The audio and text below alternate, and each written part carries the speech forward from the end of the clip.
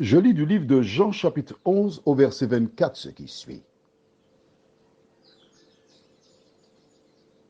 Je sais, lui répondit Marthe, qu'il ressuscitera à la résurrection au dernier jour. Prions. Notre Seigneur et notre Dieu, combien je suis heureux en cet instant parce que tu m'as donné une nouvelle réponse à travers ce verset. Et je dédie cette étude à Manu, Manuela et à Eliane. Merci de nous révéler la vérité. Merci de continuer de nous parler.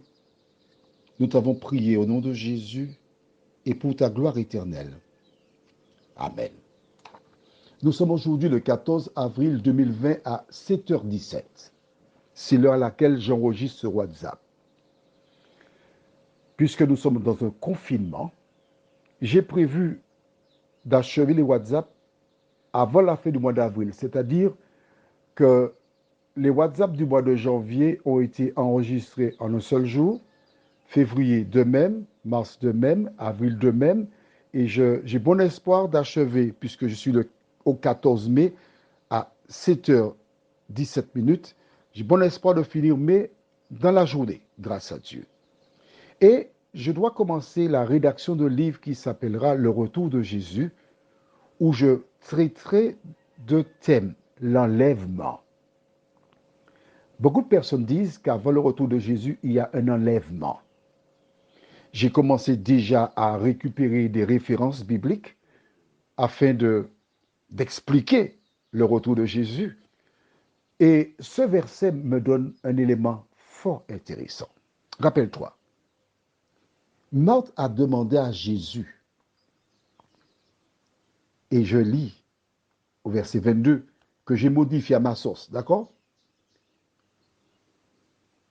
Mais maintenant même, je sais que si tu demandes à Dieu que mon frère Lazare ressuscite, Dieu le permettra. Jésus lui dit au verset 23, ton frère ressuscitera. Pour Jésus, quand il dit ton frère ressuscitera, il parle d'aujourd'hui. Mais Marthe qui demande à Jésus, elle demande comme beaucoup. On demande, mais on n'est pas pressé de recevoir, hein, mais on a demandé pour le principe. Mais c'est trop beau pour être vrai qu'il me réponde aussi rapidement. Mais dans sa réponse, elle éclaire toutes celles et ceux qui croient qu'il y a un enlèvement. Marthe lui dit, je sais qu'il ressuscitera à la résurrection au dernier jour. Ah, ah. Écoute bien ce qui est écrit là. Écoute-moi bien. Écoute ce que je te dis. Oublie tout ce que les gens t'ont raconté. Écoute ce que je dis là. C'est facile à comprendre. La vie de Lazare permettait à sa sœur Marthe de croire qu'il ressuscitera parmi les rachetés. Mais elle donne une précision au dernier jour. Donc, au dernier jour, il n'y a pas d'autre jour après. Dans le sens de la vie sur cette terre actuellement. Non. Au dernier jour, Lazare ressuscitera. J'ai cette conviction-là, je suis sûr de cela. Mais Jésus ne faisait pas allusion au dernier jour. C'était trop beau pour elle pour être vrai.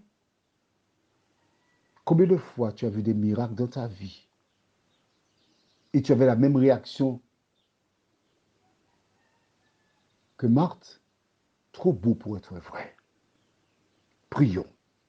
Notre Seigneur, notre Dieu, à travers la déclaration de Marthe, nous voyons que les gens en son temps savaient, connaissaient qu'il y a une résurrection à un dernier jour.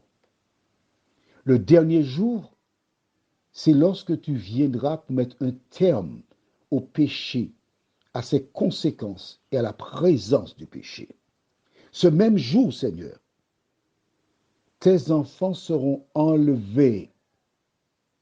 Les méchants périront, ceux qui seront vivants, en attendant la suite des événements.